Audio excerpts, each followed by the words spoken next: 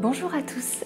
Dans mes vidéos, je vous parle de l'intérêt de manger à dominante végétale lorsque l'on souffre de diabète, en gardant notamment les glucides complexes comme les céréales peu transformées, les lentilles, les haricots, et puis en gardant les fruits aussi, tous les fruits. Alors je sais, ça surprend beaucoup de personnes et c'est bien compréhensible. Donc dans cette vidéo, on va voir ensemble pourquoi on peut affirmer aujourd'hui que cette alimentation végétale peu transformée, faible en matières grasses, eh bien c'est la plus efficace, la plus intéressante pour les personnes diabétiques. Aujourd'hui, il n'y a plus de doute possible sur l'efficacité de ce réglage alimentaire parce qu'il a été très largement étudié. On peut s'appuyer sur les travaux solides de médecins, sur des études qui font référence aujourd'hui et qui ont été menées depuis maintenant de très nombreuses années. Alors, je vais vous en présenter 3 juste après. J'espère que ça va vous rassurer si vous avez envie de tester pour vous-même ou pour vos proches. Ce qui devrait aussi vous donner confiance, c'est que tout récemment, le mois dernier, on a un consensus de spécialistes du diabète aux États-Unis qui a fait une déclaration commune dans ce sens. Alors, je vous mets le texte du résumé en anglais, issu du site pcrm.org, et puis je vous l'ai traduit aussi en français pour les points les plus importants. En tout cas, voici les 3 conclusions sur lesquelles ils se sont accordés. En prévention active, l'alimentation la plus efficace pour prévenir le diabète de type 2, c'est celle qui va insister sur les aliments végétaux entiers, bruts, avec une consommation minimale de viande et d'autres produits animaux. Une fois qu'on est touché par le diabète, l'alimentation végétale entière faible en gras peut souvent amener à une rémission du diabète de type 2. Et la dernière conclusion, à l'opposé, c'est qu'une alimentation qui va être très pauvre en glucides, eh bien, elle est associée à des effets indésirables importants et à une augmentation des facteurs de risque cardiovasculaires, infarctus, etc. C'est pourquoi ces experts déconseillent cette alimentation faible en glucides dans le cas du diabète de type 2. Alors, ce qui est intéressant, c'est que cette déclaration, elle a été aussi validée par des associations d'endocrinologues et puis l'Académie de nutrition et de diététique aux États-Unis. Alors ça montre bien que cette alimentation, cette approche, eh bien c'est très solide et c'est ce qu'on va voir au travers de ces 3 études que je vais vous montrer. La première, c'est une étude de l'équipe du Dr Barnard, financée par l'ENIH aux États-Unis, et qui a pu montrer que l'alimentation végétale, elle permettait d'équilibrer la glycémie 3 fois plus efficacement que le régime standard qui est préconisé pour les diabétiques, avec une restriction calorique et la quantité des glucides. Alors on voit avec la courbe rouge les recommandations traditionnelles, on a bien une baisse légère de l'hémoglobine glyquée, on passe de 7,9 à 7,5 en 22 semaines. Mais regardez la courbe bleue qui est celle du groupe ayant mangé végétal, brut, faible en gras. Et bien pour ce groupe, l'hémoglobine glyquée est passée de 8 à 6,8% dans la même période. Et pour certains, le diabète n'était même plus détectable cliniquement. Et tout ça juste avec le changement alimentaire sans traitement associé. On passe à une autre étude, coréenne cette fois-ci, qui montre également l'avantage de l'alimentation végétale sur le régime plus traditionnel. L'hémoglobine glyquée est à peu près au même niveau pour les 2 groupes au départ. Mais après 3 mois, on a une sacrée différence. Et là, chaque mot compte dans ce réglage alimentaire. Parce qu'il ne s'agit pas seulement de manger végétal, on peut manger vegan avec des muffins, des chips, des bonbons et des pizzas. On est sur du végétal, mais on est loin d'une alimentation saine, et particulièrement pour le diabète.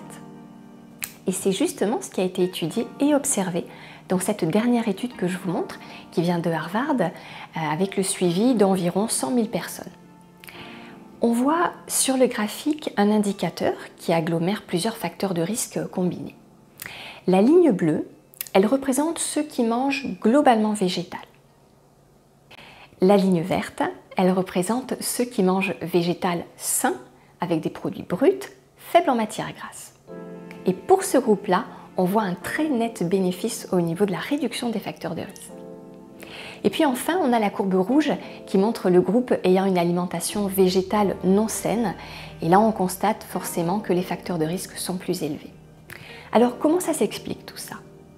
Eh bien, les études montrent qu'une nourriture qui est riche en graisse va faire s'accumuler des petites particules de gras à l'intérieur de nos cellules, notamment dans les muscles. Et ces petits amas de graisse vont empêcher l'insuline de faire son travail d'une bonne manière, c'est-à-dire de faire passer le glucose en excès depuis le flux sanguin vers l'intérieur de nos cellules. Donc au lieu de venir alimenter nos cellules en énergie, le glucose qui est en excès va rester bloqué dans le sang, augmenter la glycémie sanguine et tout ça va mener progressivement au diabète. L'alimentation végétale, elle est naturellement faible en graisse, ce qui permet à l'insuline de bien fonctionner avec nos cellules. C'est un peu le secret, c'est qu'au lieu d'enlever les glucides parce que notre corps ne sait plus bien les gérer, nous on va au contraire, avec cette alimentation, venir travailler à la racine du diabète au niveau cellulaire pour restaurer la capacité du corps à bien gérer, à bien métaboliser les glucides. C'est ce qu'on appelle la tolérance aux glucides et elle va très nettement augmenter quand on mange végétal. C'est pour ça qu'après une phase de transition, le corps va de nouveau pouvoir bien gérer, bien métaboliser les sucres des fruits, les glucides des céréales et des légumes secs. Donc quand on parle d'alimentation végétale dans le cadre du diabète, on va chercher à aller vers des produits bruts, les moins transformés, les moins raffinés possibles et riches en fibres. Et on va aussi veiller à limiter l'ajout de graisse. Alors la bonne nouvelle, c'est qu'on peut remettre dans son assiette les pommes de terre, le riz, les flocons d'avoine, les haricots rouges, les pâtes bien sûr, et puis les fruits et les légumes. On va simplement éviter les glucides qui sont très raffinés, à index glycémique élevé, comme le sucre blanc, les farines blanches, et puis tous les desserts utilisant ces deux produits, qu'ils soient maison ou industriels. Donc en résumé, si on tient compte des dernières études, des dernières recommandations les plus à jour sur l'alimentation végétale, on va petit 1 construire son assiette avec des fruits, des légumes, des céréales et des légumes secs. Petit 2, on va réduire drastiquement, voire écarter si c'est possible les produits animaux. Petit 3, on va limiter au maximum tout ce qui va être friture, huile. Et pour les oléagineux, comme les olives, les avocats, on va les utiliser en petite quantité, sans abuser.